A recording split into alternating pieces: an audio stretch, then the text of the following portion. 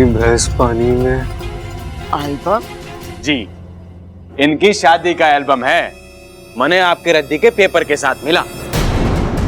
Bubble इच्छा की शादी का एल्बम रद्दी वाले के पास? बबल, तूने तो कहा था कि तेरी शादी का एल्बम इच्छा के पिताजी के पास है। फिर आप दादी वो अब बोल भी दीजिए बब्बल जी, जो सच है बता दीजिए। दादी, वो बात यह है कि आप सबसे बात होने के बाद बब्बल जी खुद मेरे पिताजी से एल्बम वापस लेकर आए थे। हम आपको उसी वक्त दिखाने वाले थे, लेकिन फिर सोचा कि इतनी रात हो गई है, कल दिखा देंगे, इसलिए मैंने ये एल्बम पेपरों के साथ रख दिया। अब मतलब रद्दी में रख दिया। दादी, वो मैंने ध्यान नहीं दिया और गलती से शायद इनके पास चला गया। लाइए एल्बम लाइए। अच्छा दादी जी, मैंने आपको एक बात बतानी थी। बोल। बात कुछ ऐसी है जिसे सुन के आप हैरान हो जाएंगे। ये बात है? ये कोई बात करने का वक्त है क्या? हाँ, रात बहुत हो गई है, अब घर जाइए। एल्बम के लिए थैंक यू। जाइए जाइए जाइए। रुक जा बबल, अगर ये कुछ बोलना चाहता है तो बोलने दे। अगर थोड़ी देर और जगेगा तो कोई तूफान नहीं आ जाएगा। अरे दादी अभी बोल छोरा, क्या बात है? दादी जी, ये एल्बम आपने जिस फोटोग्राफर से बनवाई है ना, वो चोर आदमी है। उससे बच के रहिएगा। हाँ, बस यही बताना था। अब मैं चलता हूं।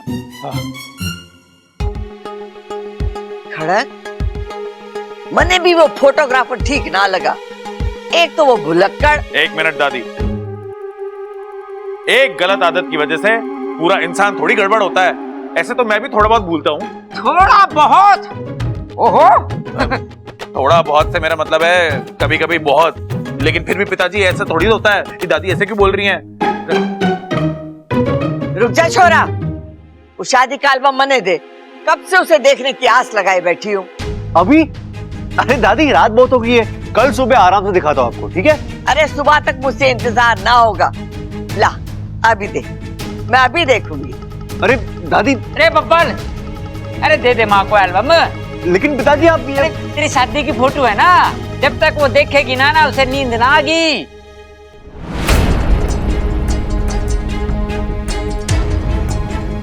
ये चल।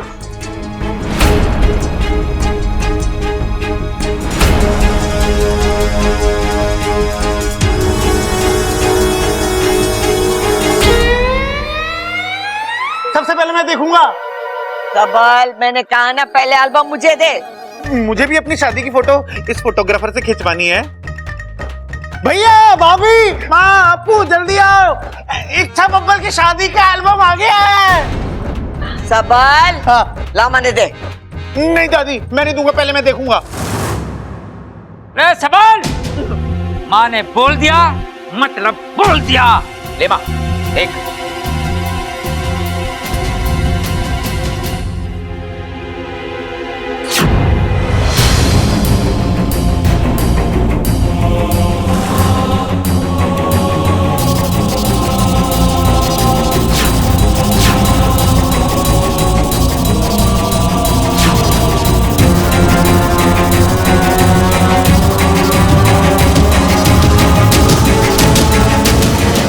मैं क्या देख रही? इच्छा की जगह पे नागिन? अरे माँ, वो फोटोग्राफर ने कुछ गड़बड़ कर दी होगी, धोखे से ये फोटो चिपका दी होगी इसमें। एक दो फोटो में गड़बड़ हो सके, ये तो हर फोटो में इच्छा की जगह पे नागिन है।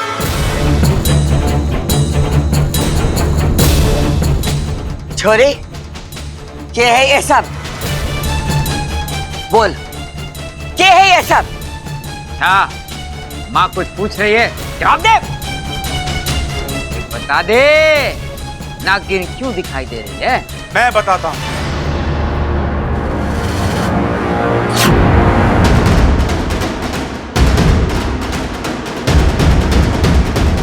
इच्छा को सर्पदोष है। सर्पदोष? इस वक्त आप यहाँ इतनी रात में? जी, मुझे इच्छा की बहुत याद आ रही थी, इसलिए चला आया। माफी चाहता हूँ। नहीं। इसमें माफी मांगने की क्या बात है? ये तो इच्छा का ही घर है, तो मतलब आपका भी घर हुआ ना। आप तो कभी भी आ सकते हो यहाँ पे। क्या कह रहे थे आप? सर्पदोष? हाँ हाँ हाँ। कई साल पहले हमारे घर के पास एक नाग की बामड़ी हुआ करती थी, जिसमें एक नागिन ने अपने अंडे रखे थे। एक दिन उन अंडों में से बच्चे निकल आए। वो नागिन अपने बच्चों को लेकर जा ही रही थी कि अचानक इच्छा की नजर उन पर पड़ गई। उसे वो सपोले बड़े प्यारे लगे। वो दौड़कर घर आई और कैमरा लेकर वहां से चली गई और उस नागिन की बच्चों की फोटो खींचने लगी। बौखलाई हुई नागिन अपने बाकी बच्चों को तो लेकर वहां से चली गई, लेकिन गलती से एक बच्चा छूट गया। तभी एक चील मौका साध कर उस सपोले को उठाकर ले गया।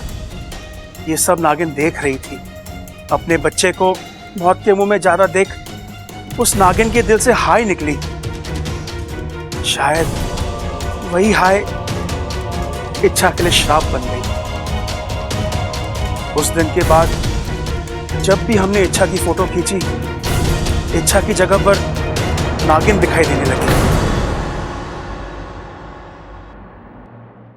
लेकिन अंकल जी, आप इतने यकीन के साथ कैसे कह सकते हो कि ये उसी नागिन का श्राप है? छोटे, ये सब मन का वहम होवे है। असलियत में ये श्राप कुछ ना होता। हाँ, नहीं खड़क जी, ऐसा होता है। हमने भी। ठीक है, अगर होता है तो फिर आजमा के देख लेते हैं। है भाई? हाँ। मोबाइल कहाँ है मेरा? इच्छा इधर देख।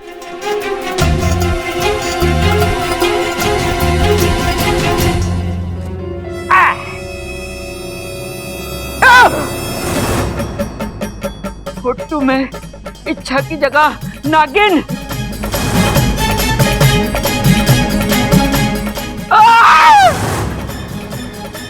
देखा, मैंने कहा था ना। अब हमारी समझ में आया कि इच्छा को सांपों से इतना प्यार क्यों है। मने पता है कि अब मने क्या करना है।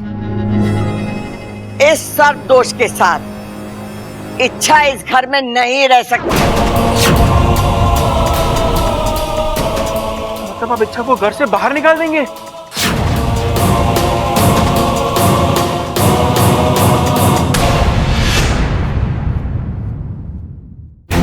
मतलब आप इच्छा को घर से बाहर निकाल देंगे?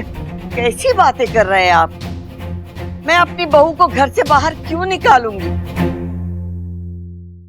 मैं तो इसका सर्पदोष दूर करने की बात कर रही हूँ। अब ये कैसे करना है, ये मने सोचना पड़ेगा।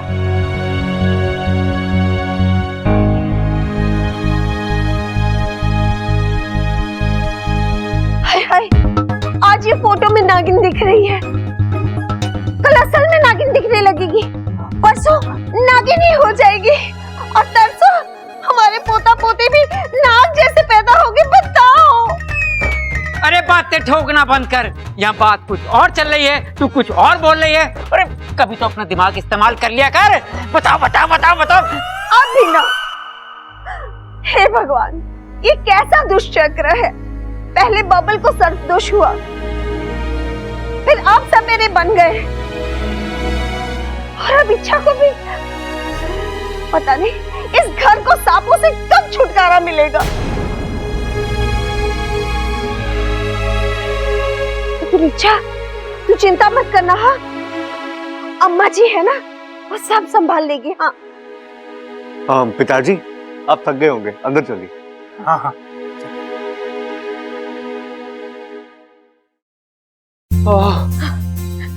आज तो आपने कमाल ही कर दिया पिताजी, एहन वक्त पर आकर बचा लिया, वरना आज तो हमारी।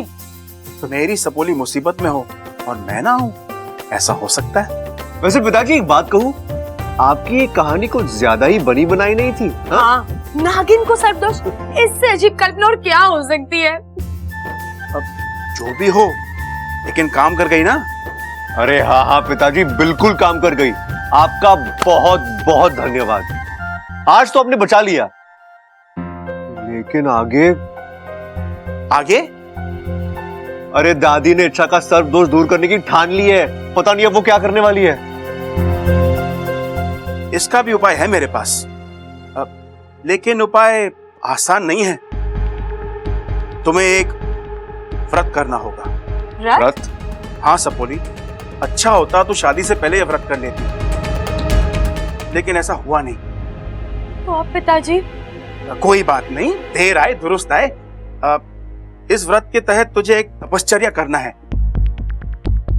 अगर ये सफल हो गया फिर तू जब चाहे तस्वीर खिंचवा सकती है। सच? पिताजी, मैं इस व्रत के लिए तैयार हूँ। अच्छा, फिर मेरी बात ध्यान से सुन। आज तुझे एक संकल्प लेना होगा जिसमें तू सारा दिन एक बूंद पानी तक नहीं पिएगी, चाहे जितनी प्यास लगे बर्दाश्त करेगी। ठीक है पिताजी। अभी मेरी बात पूरी नहीं हुई है इच्छा। ये व्रत एक ही बार किया जाता है। अगर ये संकल्प टूटा तो आगे कोई उम्मीद नहीं बचेगी। मतलब फिर कोई भी तस्वीर ग्रहीता यंत्र तुझे इंसानी रूप में नहीं दिखा पाएगा। इसलिए सोच समझ कर हाँ कहना। सोच लिया पिताजी, और समझ भी लिया। मैं इस व्रत को पूरा करके रहूंगी। आप जाइए, नागोमी देव के मंदिर में जाकर संकल्प शुरू करने का वचन दीजिए। ठीक है अच्छा, मुझे तुझ पर पूरा भरोसा है। तू ये व्रत पूरा कर लेगी। मैं तेरे साथ हूं। मैं तेरे इस व्रत में कोई भी बाधा नहीं आने दूंगा।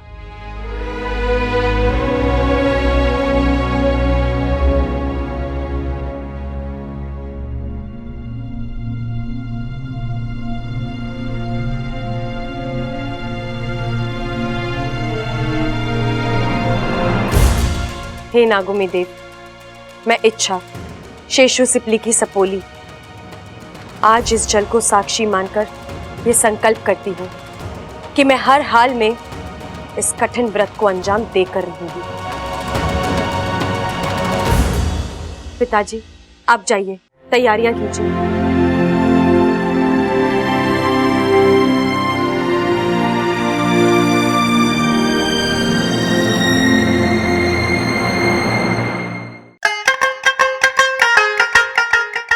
भाई क्या सोच रहे हो आप? अरे कुछ ना, बस इच्छा के बारे में सोच रहा हूँ। उसे सर्प दोष है ना, हमें उसकी मदद करनी चाहिए। बिल्कुल सही कह रहे हो आप भाई, लेकिन हम कर भी क्या सकते हैं? नहीं, मैं यही सोच रहा हूँ छोटे। मुझे लगता है कि अगर इच्छा की वजह से किसी नाग के बच्चे की जान गई है तो उसे उसका प्रायश्चित करना चाहिए। लेकिन भाई ये प्रायश्चित होगा कैसे? वैसे छोटे कि इच्छा एक नाग के बच्चे को गोद ले और उसे अपने सगे बच्चे की तरह पाल पोस के बड़ा करे, तभी उस श्राप का निवारण होगा। बहुत सही आइडिया भाई, लेकिन हमें नाग का बच्चा मिलेगा कहाँ से? अरे वो सब छोड़, पहले ये पूछ कि नाग का बच्चा मिलेगा कहाँ से। भाई मैं भी यही पूछ रहा हूँ कि हमें नाग का बच्चा मिलेगा कहाँ से? अरे वहीं से जहाँ से मिलता है। मतलब?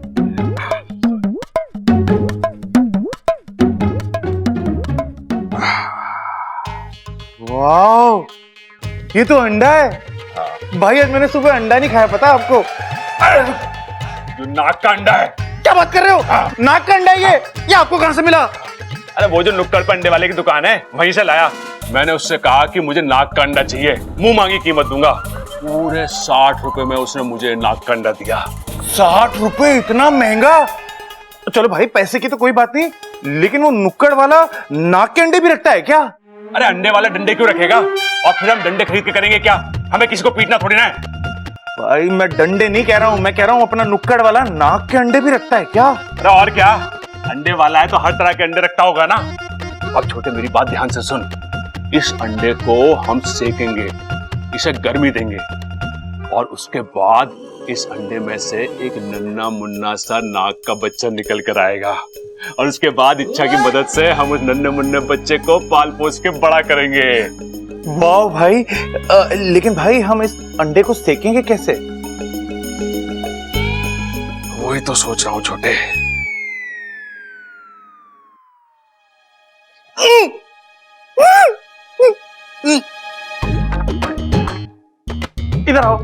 इधर आओ मेरे पास आओ। हाँ, अब मुर्गी बन जाओ और हल्के से इसके ऊपर बैठ जाओ। आजा, बैठ जाओ, बैठो बैठो बैठो। पागल हो गया तू? अगर इसमें से नाक का बच्चा निकल आया और मुझे डस लिया तो? अरे भाई, कैसी बातें कर रहे हो? नाक का बच्चा आपको डसेगा कैसे? पैदा होते ही उसे थोड़ी पता है कि डसते कैसे हैं। अरे हंसने की नहीं, डसने की बात कर रहा हूँ। मैं भी हंसने की नहीं, डसने की बात कर रहा हूँ। मैं समझाता हूँ आपको। पैदा होते ही आप बोलने थोड़ी लग गए थे, बट डसने का भी यही फंडा होता है। अब आप बस चुपचाप मेरी बात मानो और बैठ जाओ इसके ऊपर हल्के से आप। हाँ, इधर आओ, इधर आ जाओ। हाँ, नीचे हो थोड़ा सा। हाँ, पूरा जोर मत रखना, धीरे धीरे बैठना, हल्के हल्के बैठना। बैठो, नीचे आ जाओ। अरे लेकिन छोटे, ये पता कैसे चलेगा कि अंडा सिक गया है? अरे भाई, जैसे ही आपको महसूस हो ना कि आपके नीचे कोई दस्तक दे रहा है, तो समझ लेना कि बच्चा पैदा हो गया है। ठीक है, आप बैठो बस यार, बैठो ना। हाँ। छोटे, ये बात हम दोनों के बीच में रहनी चाहिए। डर के मारे हमें कोई ये काम करने नहीं देगा। अब चिंता मत करो भाई, किसी को कानों कान कोई खबर नहीं होगी। लेकिन आप अपनी जगह से हिलना मत। अगर आप हिले और कोई दिक्कत होगी ना, तो बहुत दिक्कत हो जाएगी। हाँ। मेरी बात सुनो, इस पे बैठ रहना, मैं अभी आता हूँ। अरे कब तक बैठना है? अरे बैठो ना।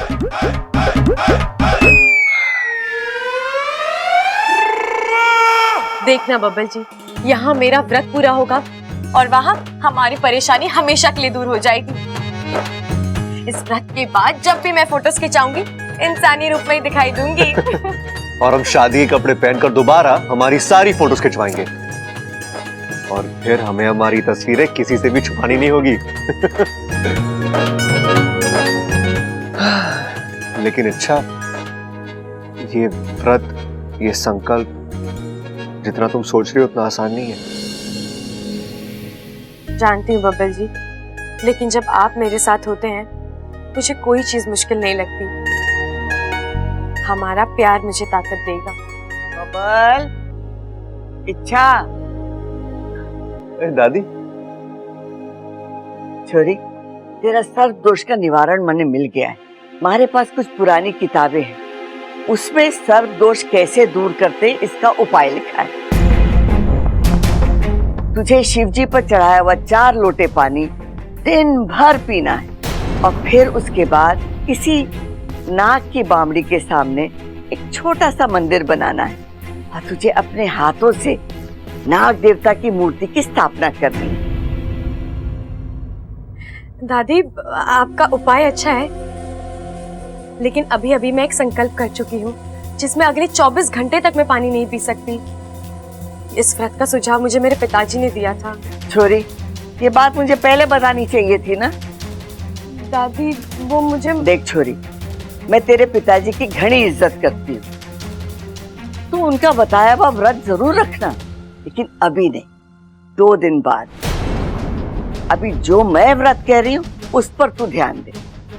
लेकिन दादी, इच्छा पहले एक संकल्प ले चुकी है, अब उसे तोड़ नहीं सकती। और छोरा, मैंने भी तो व्रत पूरा करने का संकल्प लिया है, उसका क्या? देख छोरी, अब तुझे तय करना है कि तू अपने पिताजी का बताया हुआ संकल्प पूरा करेगी या मारा। दादी, मैं इस घर की बहू हूँ, आपकी बहुत इज्जत करती हूँ। आपकी बात मानना मेरा पहला कर्तव्य है और मैं आपका व्रत ही पहले करूंगी। अच्छा, तुम ये क्या बोल रही हो? तुम्हारे पिताजी... बब्बल जी, मैं अपने पिताजी को समझाने की कोशिश करूंगी। ठीक है, तो फिर मैं व्रत की तैयारी करती हूँ, लेकिन एक बात ध्यान से सुन ले, ये व्रत अभी से शुरू होगा और पूरे 24 घंटे चलेगा। ठीक है? ठीक है।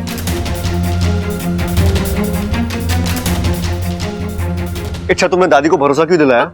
और कोई चारा ही नहीं था बब्बल जी। अरे लेकिन अब क्या करेंगे? तुम्हारे पिताजी ने कहा है पानी नहीं पीना है, दादी ने कहा है पानी पीना है। तुम गई